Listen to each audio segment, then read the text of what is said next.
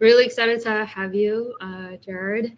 Today we're going to talk about creator and own content, which is a topic dear to my heart. We've definitely seen the own content, organic content has gained a lot of attraction and really becoming more and more important in the cookieless world.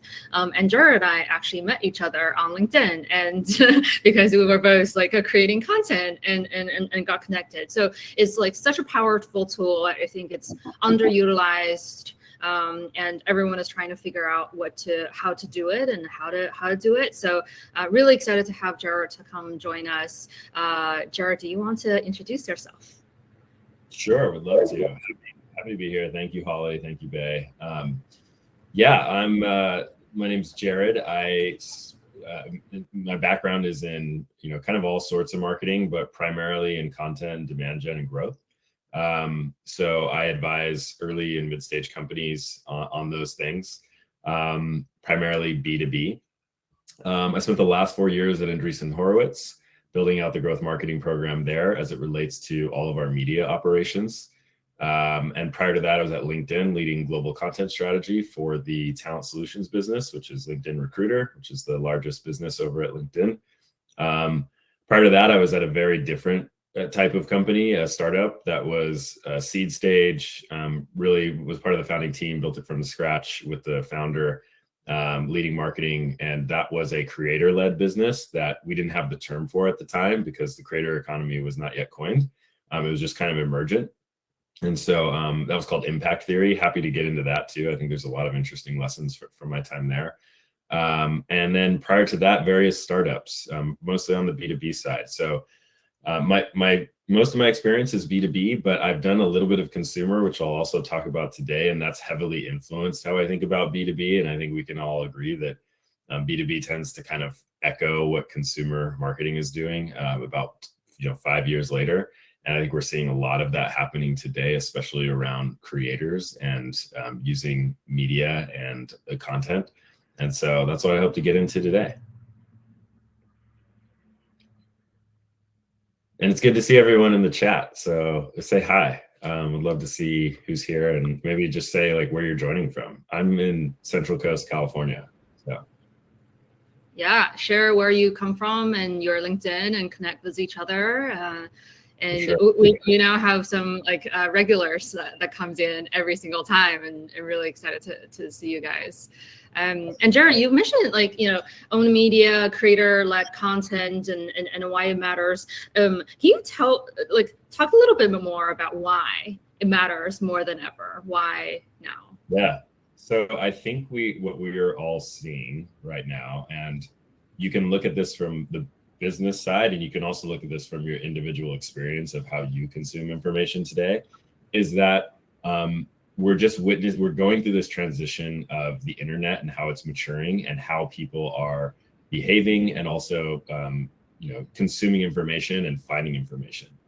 And what I see it is a shift primarily from, there's kind of a couple of shifts, and I think there's a couple of trends driving this.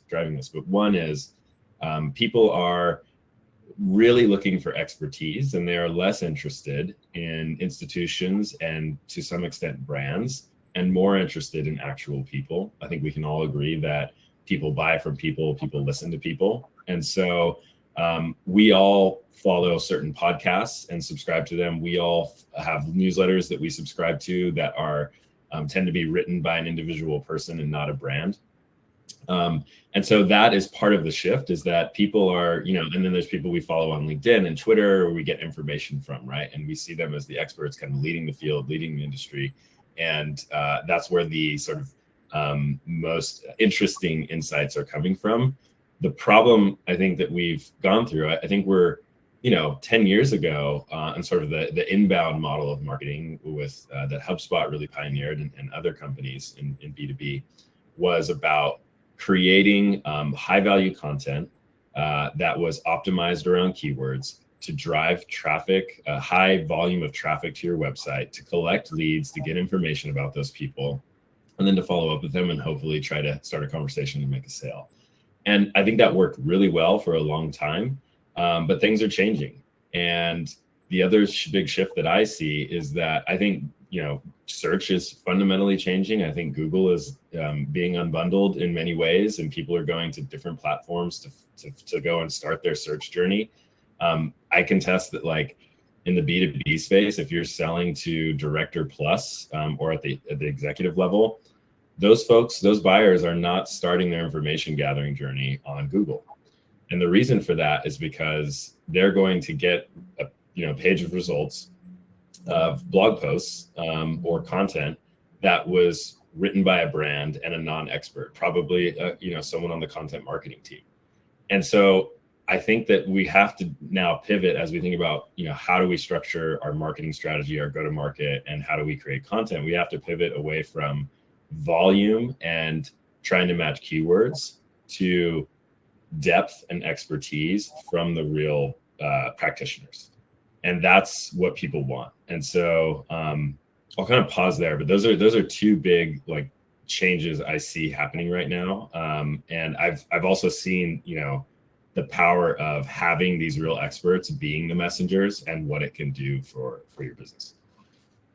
Yeah, I really like what you said about the messengers and the champions and the influencers.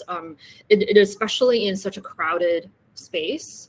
I think in the last 10 years or so, SEO is the number one sort of channel for companies to gather traffic and leads. But over time,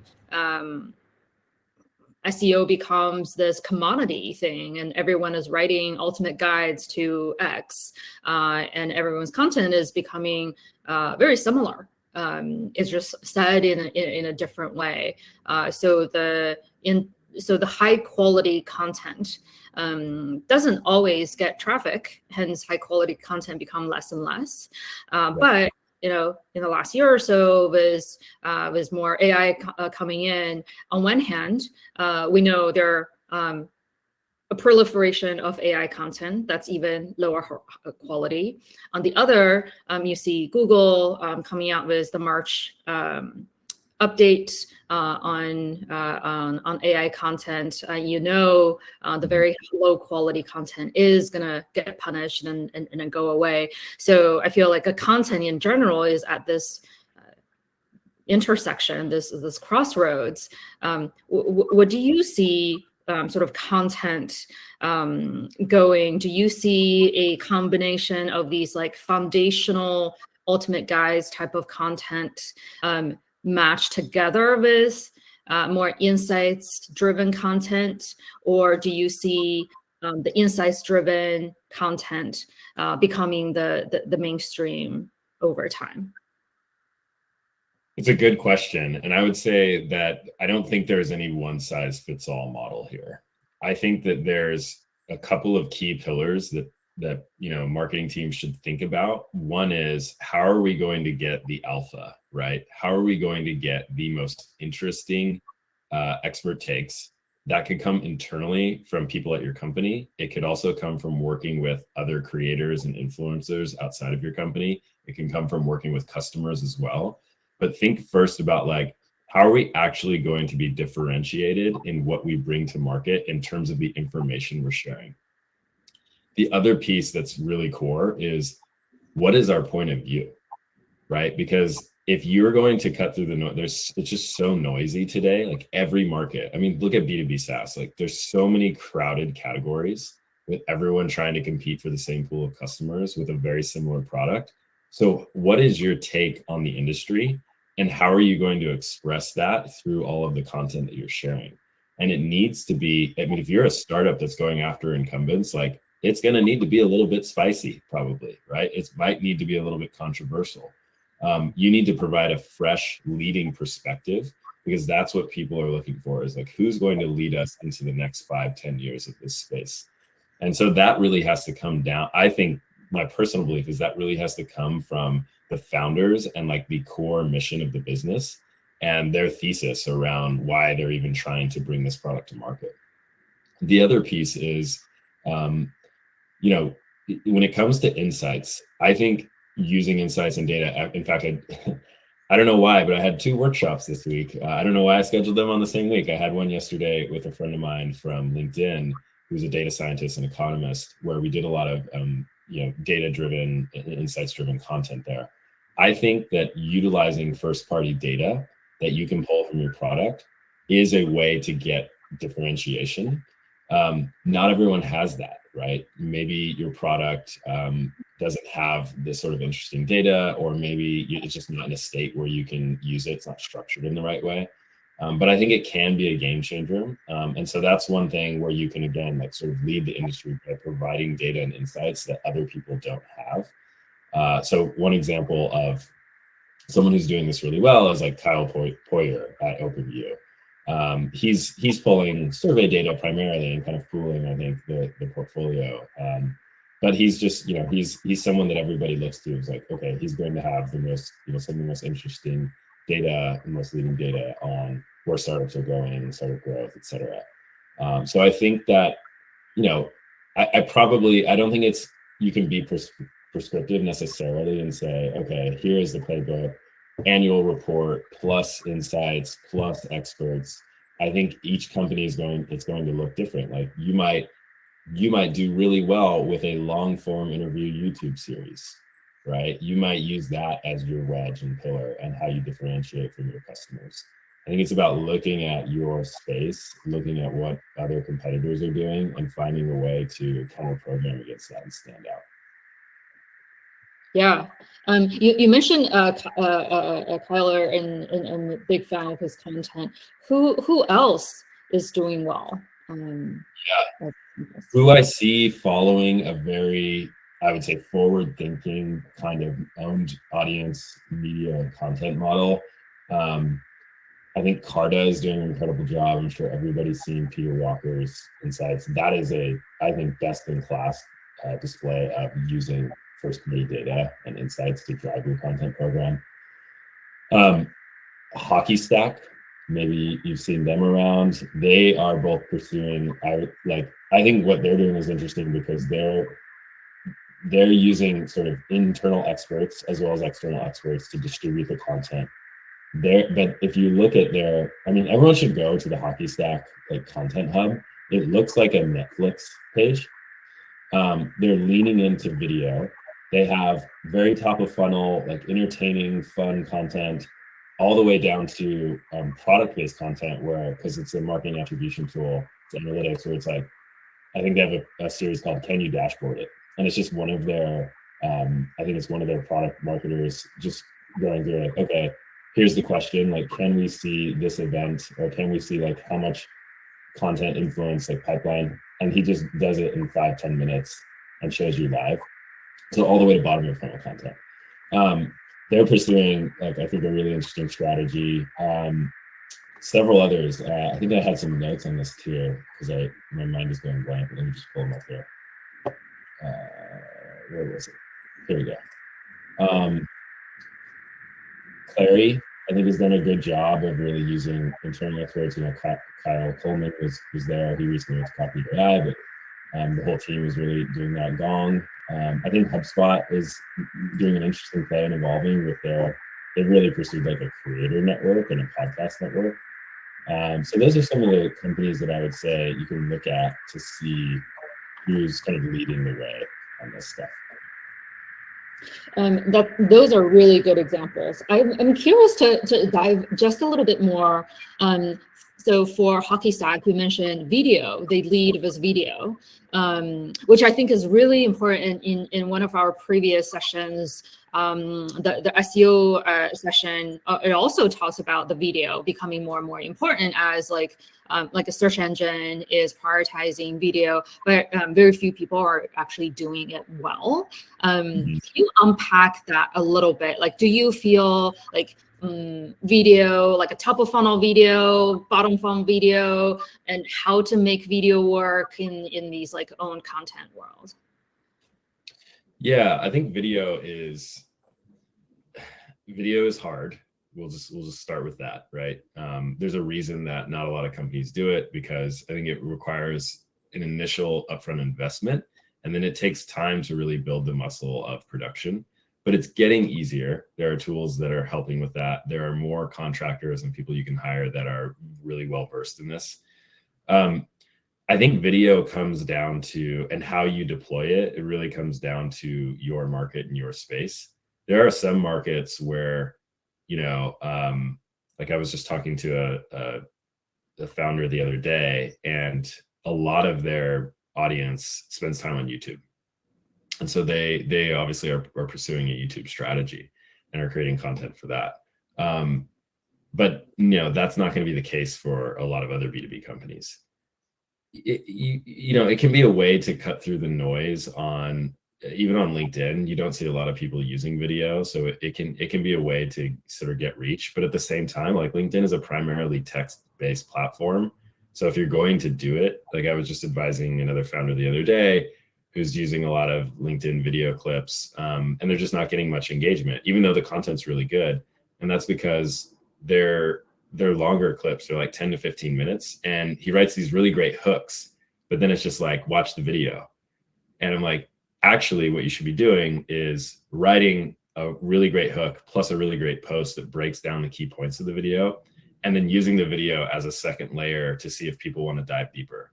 And so this is an example of what Amanda Natividad at SparkToro calls zero-click content, right? Like, you shouldn't make people have to click into anything, be it off the platform or even a longer video. You should give them everything up front. And if they want to learn more, you give them the path to go and find that. So I'm not sure if that answers your question, but I would say, for everybody, it's about experimentation. And I think that video probably needs to be some part of every content strategy today, just because that's where so many of the platforms are headed, and that's where people tend to consume a lot of information.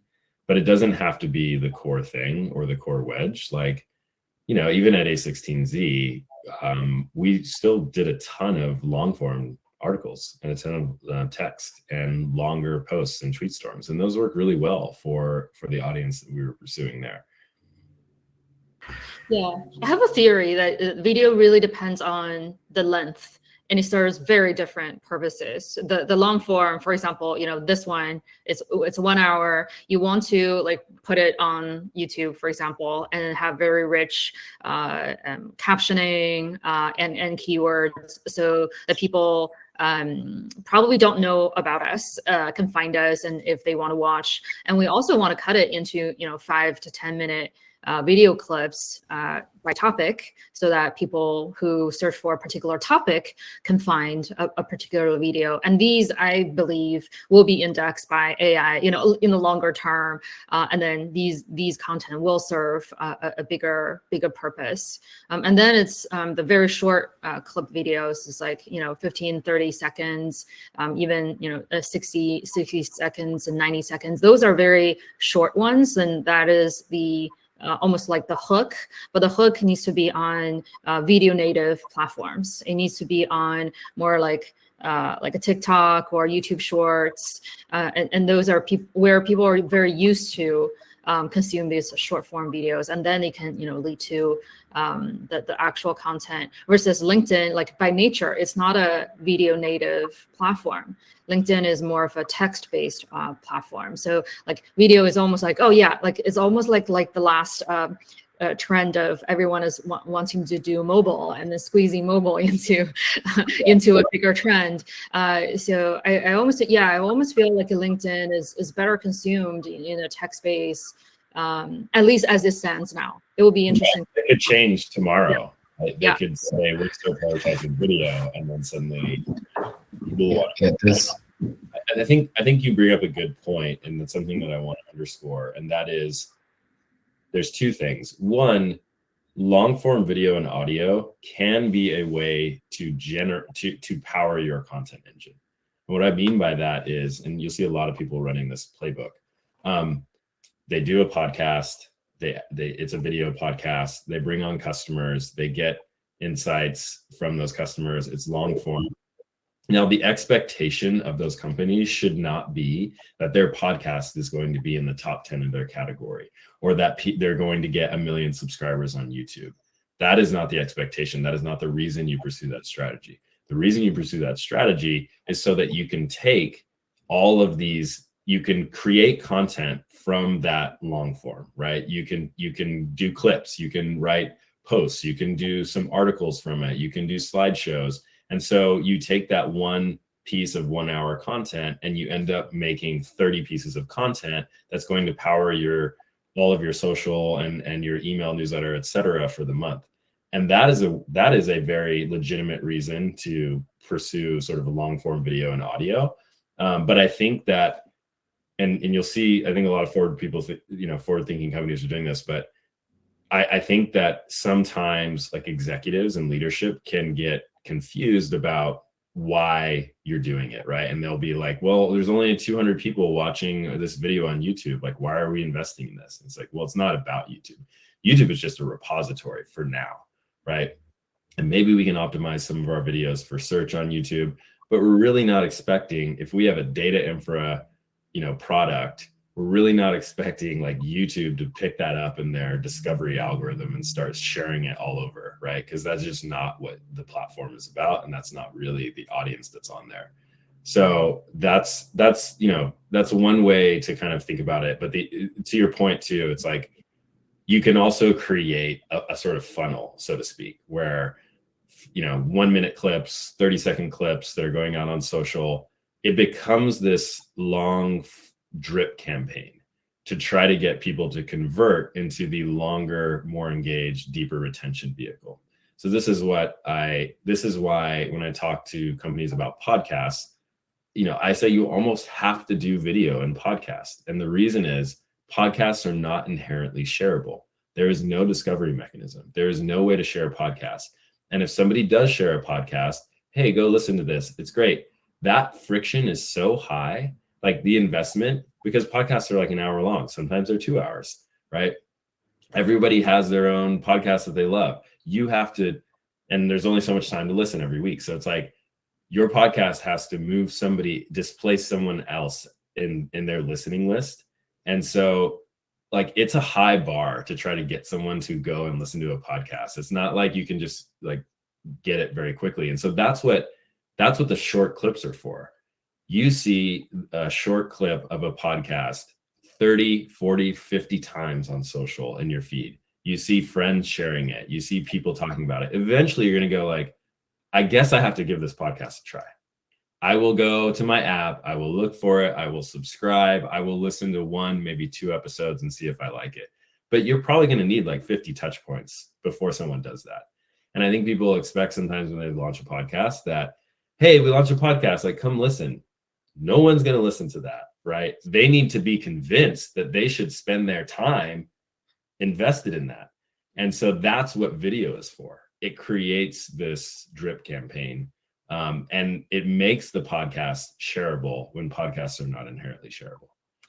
Yeah. I love that, like drip campaign equivalence of email. It's almost like the video is the new email or something something along those lines. I think the search in podcast platforms is really bad. Oftentimes in conversation, someone tells me about an episode. It's just like, it's very hard to search. And I see people scrolling through a long list of their subscriptions, trying to tell me what episode that was, and they couldn't find it. And I'm very frustrated that Google Podcast is going away because platform. Yeah, it's Google is Wait, Google has a podcast. Oh, yeah. Never heard. It's a listening platform. All right. like Apple or Spotify. Exactly. Right. So if you thought anyone who does search well, it should be Google's podcast app, but it's exiting. So it's kind of interesting to see how the podcast ecosystem is going. I feel like 5 years ago everyone is doing a podcast, but now it's like, oh wow, like where is this gonna go? It's kind of it's an interesting space, and I could talk about it forever because I've spent a lot of time on podcasts, working on podcasts. And when you go deep into that world, and maybe there's some people on the call who've done this as well, like when you go to some of the podcast industries, industry events and conferences, it's very small still, like to this day. I mean, podcasts have been around for like over 20 years, but still to this day, it's a very small, tight group of people, vendors, experts, practitioners, who've been in this for years. And it has been a slow growth, like sort of slow burn type of industry. The tooling is not great. The analytics are horrible. It's like all of these things that we have in marketing in other channels like email and website, they just are non-existent in podcasts. And part of that is the complexity of the technology, but it's also the decentralization, that there's no one, like there's so many different listing platforms and they all have different ways that they actually collect analytics and they measure things. It all comes, and the devices are different, how they allow measurement. And so it becomes, it's really hard to kind of get a bead on performance sometimes. But it's great. Like the podcast and the people are great in that space, and they've just are really passionate about podcasting. But I would say that it is, in my experience and my sense in being in that world, like it's still like the podcasts are still growing, they still are. They're not as growing as fast as they were maybe 4 or 5 years ago, but listenership is still growing. And so it's still this way to reach an audience and again, like power all of your marketing. Yeah.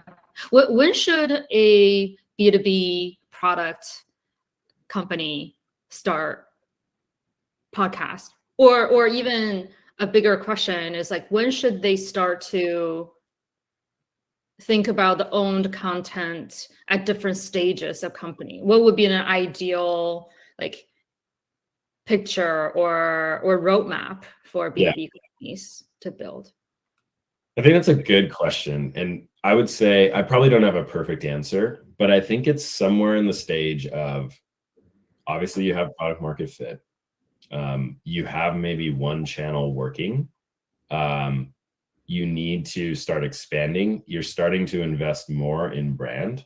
So you got your positioning and messaging down, but really sort of you need more brand awareness in your space. And you need to start creating demand and opening up new avenues and new channels. I think that's the point in which you might consider this as a strategy, right? This kind of owned media strategy.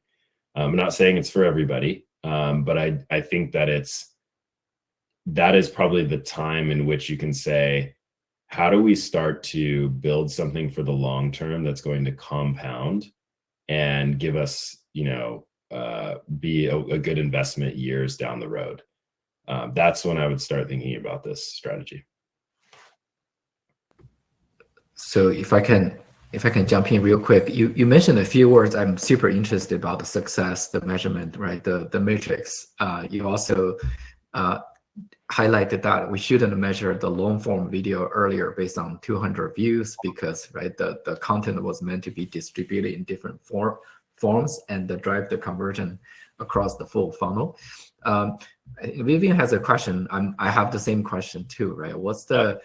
What are the metrics, right? What are the indicators to show a successful content strategy? Because you mentioned ROI as well. This is where if I had a performance brand, I cannot figure out, right, how good it's good. Yeah, that's a great question, and thanks for asking it, Vivian. I think that content should own a number, and in some organizations this is the case, but in a lot of ways, in sort of the last 10 years, this has never been the case. In many companies that I've seen, content has been focused on brand. I think content should own a revenue number. Content team. I don't think that every piece of content its purpose is to drive revenue. And so you have to separate what job is this piece of content doing. Is it to capture demand? Is it to convert people? Is it to influence pipeline? And you need to understand which pieces of content are doing that and which pieces of content are there to build a longer term audience that you're going to convert at a later stage when they're in market to buy.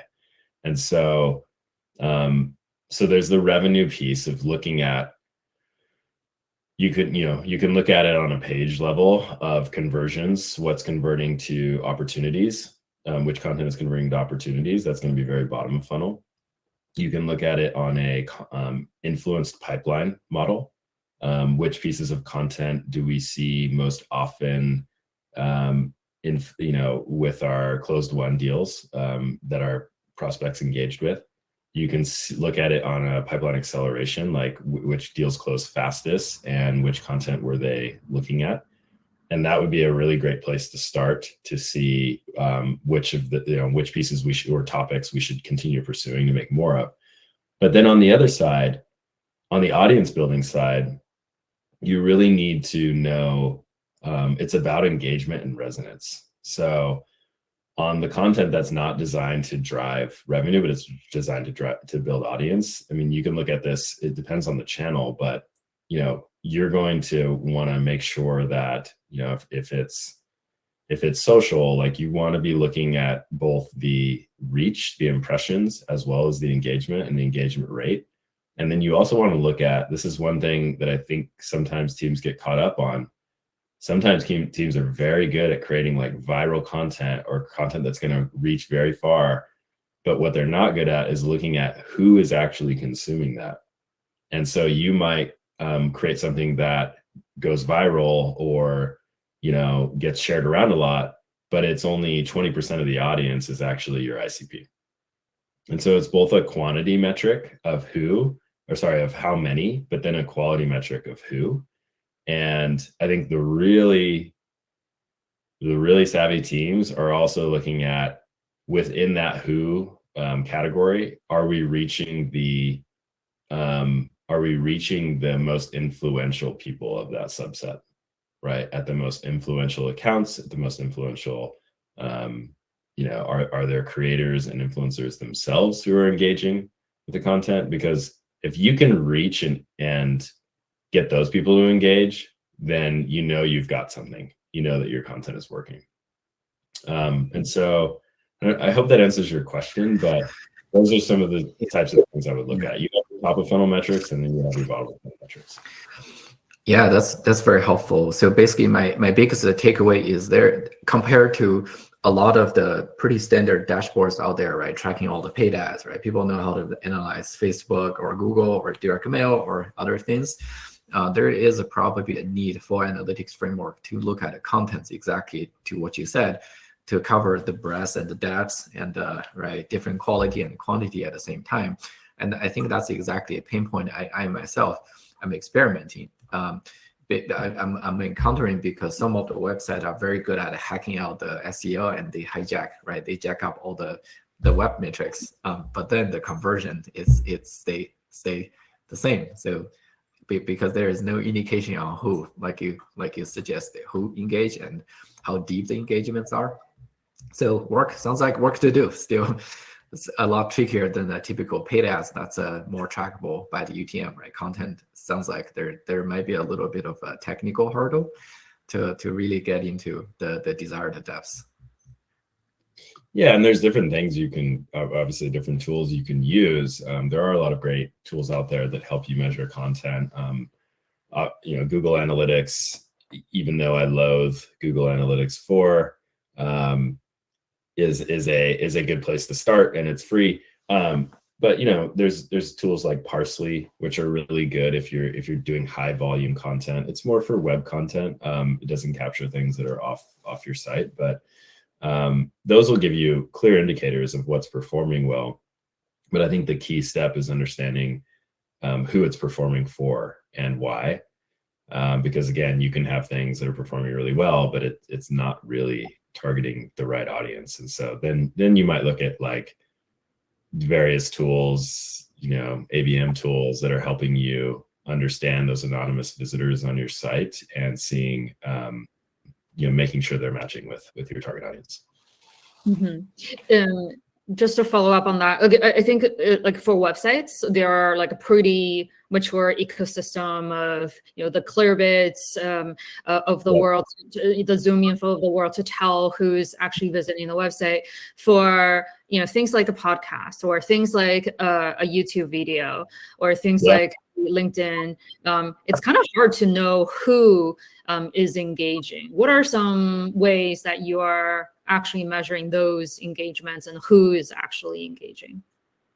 Yeah, it's a very good point. So podcast analytics, as I mentioned, are not advanced, and there are some tools that'll help you get a closer sense of that. So one of them is Chartable. They've been around forever, and they were acquired by Spotify a couple of years ago. That's a pretty good analytics tool. It won't get you all the way down to who, but it will give you some basic kind of demographic info and show you compared to the median listener in the United States, like how your podcast indexes for different types of demographics and sort of industry. The other thing you can do, and I would encourage people to do if they have a large podcast or a growing podcast, is you run a survey. You know, you run a survey to that audience and you ask them these questions, and you can get a pretty clear sense of both who they are and also what types of topics they're interested in, so you can improve the content. On the social side, you know, you've got your tools that have been around forever, like Sprout Social, Hootsuite, things like that. The great thing about LinkedIn is you can see exactly who everybody is, right? That's why it's such a powerful platform for B2B. You just know exactly who's engaging, you know exactly what they do, what their company is, what industry they're in. And so that one, I think, is, while the tooling and analytics aren't great for LinkedIn, you can just spend time on there and really get a sense pretty quickly about, is this resonating with the right people? What other channels did you mention? Did you mention YouTube? Yeah, YouTube's a tough one, I would say. YouTube analytics are pretty good, much better than podcasting. But YouTube is tough. I think you can look at some of the comments and some of the people there. I think you'll get some basic demographic info, but that's probably another one where you might consider running a survey, or, you know, you could probably do some combination of, you know, some campaign where you're driving people to your website and then you're kind of getting information from them there. Yeah. It's almost, you have to, on your receiving end, do that work. If the platform doesn't tell you, it's like when a new lead comes in, it's like, where did you hear about us? Or like making sure your sales team is asking that question. It is not always accurate because people's memory is unreliable. At least you can get some proxy around it. Sounds like, you know, a lot of times is the best we can do.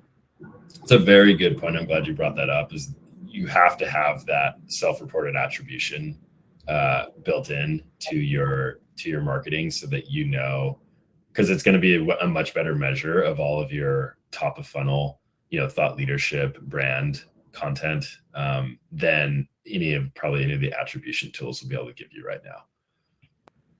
Another thing, Jared, you mentioned HubSpot is evolving into creator network, you know, examples of like Notion using influencers and creators to do a lot of the distribution. What are some best practices for creator-led content or influencer-led content? How should B2B startups engage with these creators and influencers?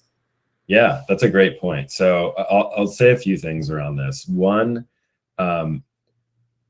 if you're pursuing this creator strategy, one, you need to think about internal and external creators. So there's a play where you might want to build, and I think this is something that everyone should seriously think about, is who are the internal folks who are going to be able to be our megaphone.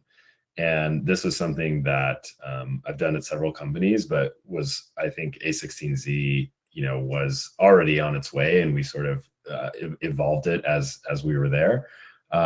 Has just this incredible network of internal experts who have large audiences, to the point where you know, we could engineer like amazing reach just through our own internal folks. We didn't do that all the time, obviously. We wanted it to be as authentic as possible, and we wanted the experts and the partners who've found that content interesting to engage with it.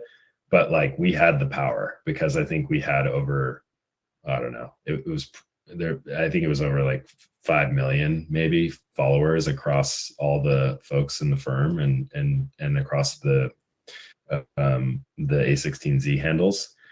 So I've seen the power of this strategy at like the highest level and the most scaled, and it's incredible. So I would say like even a fraction of that, being able to do a fraction of that, could be a huge game changer for your company in terms of getting your ideas out there.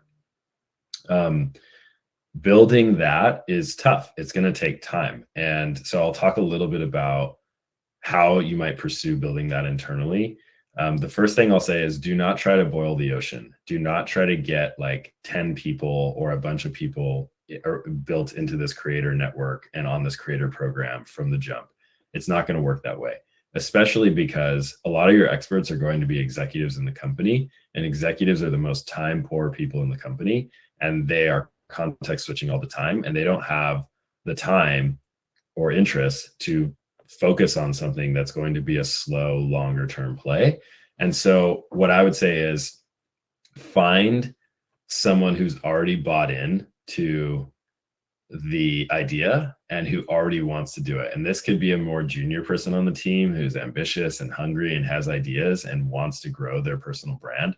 Find that person, do a 90-day sprint, work with them to build out their platform, get them going. And so hopefully you see results, right? And you see progress, and then use them as a case study to share around. And the benefit of that is, if it's going well with them and they're growing audience and they're getting attention, everyone at the company is going to notice, right? Because everyone's on LinkedIn and everyone's on Twitter, and they're going to see their colleague popping up in the feed all the time with these great ideas. And they're going to start thinking like, I wonder if I could do that. That looks great. Like, look at all the engagement they're getting. And then what you do is host a workshop and say, hey, we want to host a workshop and share what we did with person X at the company and how they grew and and make it about them, right? Not about you, but here's what they did. And they're going to share their learnings, and they're going to share the relationships they've built and the inbound they've received, and how growth worked and how they approach their content. And that is going to be what brings more people into the fold. And they say, okay, how do I do that? I want to do that too. And then you can start to build a program around it and start to build this culture of creators and workshopping each other's content and things like that.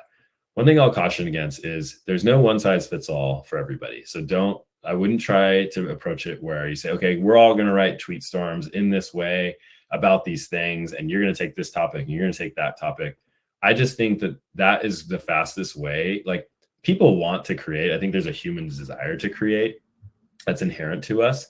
And that is the fastest way to kill people's creativity. Like, give them freedom to explore the things that they want, the topics that they want, that they feel passionate about, that they have a lot of expertise in, and give them the leeway to try things, right? To try different formats. Maybe they want to do memes, right? Maybe that's their style. Okay, do some memes, see if that works. Or maybe they want to do infographics, or maybe they want to do market maps, or they just want to write sort of long form text. Okay, do that. Like, find what works for you. Not everyone has to do things the same way. And I think with that, you can really start to build momentum. So that's like talking about the internal creator network.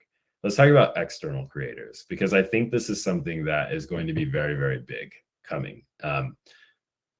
So if people remember, like maybe 6 or 7 years ago, maybe 8 years ago, there was a big idea in B2B around buying, and it started in B2C, of course, but around like buying publications and buying like media networks, right? It's like, okay, so we're a software company that makes go-to-market software, and there's this great online blog about SaaS, and it's dying, or it's like the people don't want to run it anymore. So like, let's buy it.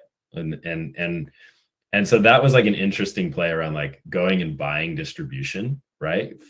Buying the thing that people are already at. I think what we're going to see now is people buying creators, right? And I think we've already seen it, but it's going to happen more and more. And that's the wrong way to think about it. It's not that. It's like they're hiring creators. So you're going to see people who maybe they're really, maybe they're have a big audience around like enterprise applications of AI.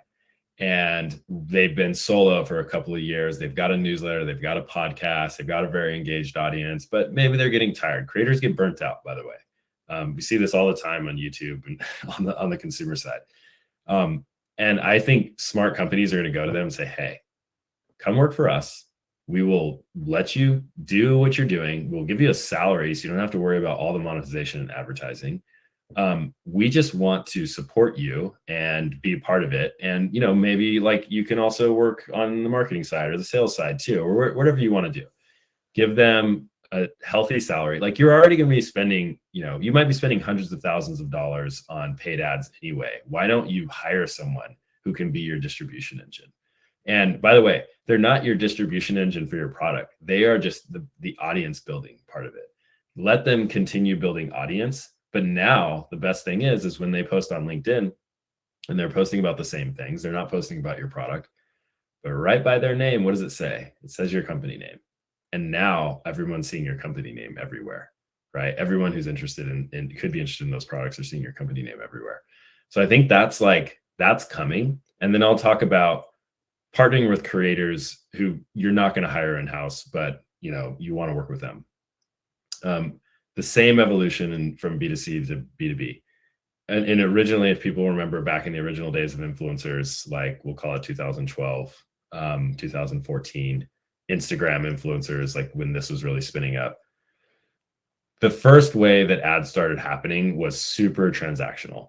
It was like, I'm an influencer with 1 million followers. And oh, by the way, like check out this beauty product, right? And influencers would just slot brands in and say, you know, here's the CPM and, you know, here's how many, you know, ad spots you're going to get. And in the beginning that worked fine because it was a new idea, but consumers get very smart very quickly. And they're like, they don't even have any connection to this product. They don't care about this brand. Like, why am I going to buy it? And then the ads stopped working. And then you started to see an evolution where influencers were getting much more integrated with the brand. And they were saying like, and by the way, in that first phase, it was like brands dictating all the terms. Like, we need you to say these exact same things in this, like use the tagline, like, and it just wasn't authentic to the influencer at all. I think influencers and brands got a lot smarter and figured out ways like, how do we actually build an authentic relationship together? How do we make it like, you know, I'm not shilling for your product, but I actually like believe in your mission and just kind of live the lifestyle. And, you know, I might have your product in the background or something while I'm doing my, you know, daily routine.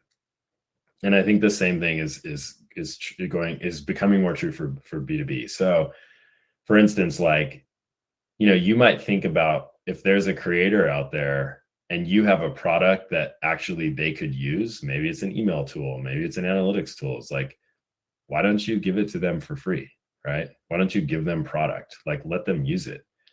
Maybe they talk about it every week. Maybe they talk about it once, but at least they're representing something, right? Maybe, but also think about like, what are some more interesting ways we can build a partnership here and don't make it transactional? That would be like my number one advice is build a relationship with the person, right? Don't go to them and say like, hey, do you have any ad spots that I can buy? Or, hey, can you just like plug my product in your newsletter? Like, you can do that and it's short term and it's, you know, it might help, but I would say, think about how you can build a long-term relationship with that person and do things over the long haul. And then the last thing I'll say about this is, I think the other thing we're going to see is advisors. And there's a couple of companies that are doing this already. Maybe people have seen, I won't really name names, but I think it's super smart, is they're startups and they're selling a product to a certain audience. Let's say it's like a sales tool. They're going to all the top experts on LinkedIn who are speaking to that audience, and they're making them advisors of the company. I don't actually know. I'm very curious to learn. Maybe some people on this call know. I'd love to talk to you what the deals look like, what those terms look like. But like my sense is these creators don't really have to do much, but they just on their LinkedIn profile say, I'm an advisor at this company. And that is a great way to get your brand out there and associated with all the credibility that these influencers have built up. Yeah, the advisor network is really interesting. I know a particular company that does this and build a network of hundreds of CMOs, and usually it's not much. It's basically put it on the LinkedIn profile, and then there's a newsletter, there's a like email address sort of thing, and then we send updates to them once in a while, and I can reach out, like the CEO can reach out to these people. But the company appears to be very big, because now when people search for the company profile, LinkedIn is like, oh wow, like they're 500 people at this company, when the company itself is like a lot smaller, because they have like 300 advisors. So yep. It's a very smart way to. And it's also like, oh, all these really amazing people that I follow, who I learn from every day, work at this company. Like, wait, what? And then you look and it's like, oh, they're an advisor. I think it's a smart play. It'll probably get like most marketing plays, it'll probably get commoditized pretty quickly. But I think it's smart right now. Mm-hmm. Yeah. And one thing I think a lot of companies struggle with, the influencer or creators, is like the incentives. You also mentioned that, unlike B2C, where it's very straightforward how many products you sell and here's the commission to it, B2B is people don't want to feel transactional and feel they're like a bot or sell out, right? And the build of the relationship part, besides giving them some shares and to incentivize them, what are some of the ways you've seen companies incentivize or collaborate with these creators? Yeah, I think there's a lot of different approaches here, and it also depends on your space and how kind of the creators operate in it. I can say, like at LinkedIn, for example, it was a much different type of influencer strategy, working with HR experts and consultants in talent acquisition. It wasn't just a pay for play. What they actually wanted was they wanted to have access to like the product team, because they're using these tools every day, right? They wanted to know like what's on the roadmap. They wanted to be able to help shape the roadmap. These are all things that you can consider, and actually, these are the experts in the field, so it's wise to probably take some input from them. The other thing they wanted was access to other practitioners, other experts, and other of like top execs in that field. And so building experiences around them, right? Building community around them is another way to provide value to them that's not necessarily monetary. That's really good point. Access and community. The other piece too, and this, this doesn't work for everybody, but it kind of worked in this one, was we could give them a platform, right? They're always trying to grow their brand. They're the experts. We need content from experts. So how do we actually use our incredible reach to give them a platform and have them featured in our content a lot? Because they're, like anyone, they're trying to build clients and things like that. So yeah, those are some ways you might approach it. That's really great. I just noticed we're almost at time. Jared, this has been really great. What are some takeaways or advice you want founders to take away from this session? I would say just understand how things are changing right now. And this is not, I believe in SEO. So this is not me going after SEO, but I would say if you're pursuing a inbound sort of SEO high volume model right now, and you're not seeing the results that you used to see, really think about the way that consumer behavior and just all of our information consumption habits are changing, and think about how you start to transition to like more of an owned media model, more of an organic model. I just think that it's critical right now. The other thing I'll say is organic is the best way to test your ideas. And I think that if you can do a lot of testing organically first, when you do layer on paid, it can actually make all of that paid spend much more efficient. And so that's kind of the main thing. I would just say, like, I think there is a shift happening. So just kind of be aware of that and start to plan for what your new sort of marketing model looks like. Third, where can we find you? You can find me on LinkedIn. That's where I'm writing, trying to write more, maybe once or twice a week. I'm not as consistent, but I'm trying to share some of these ideas. And I'm also just really interested in connecting with people about this. I mean, like Holly said, we met through LinkedIn. It's been such a great relationship. Really value all of Holly's content. And I just want to learn from other people. And so I'm just trying to share my thinking and my ideas and get, help get sharper at it, have people ask me questions and point out flaws, and so we can all learn together. Yeah, I highly recommend following Jared. If you want to learn more about creator-led content and influencers and owned first-party content, like, Jared is the person to follow. So thanks everyone for joining, and thanks Jared for your time. Thanks everyone for joining. Good to see you. Thank you, Jared. Great learning. Bye.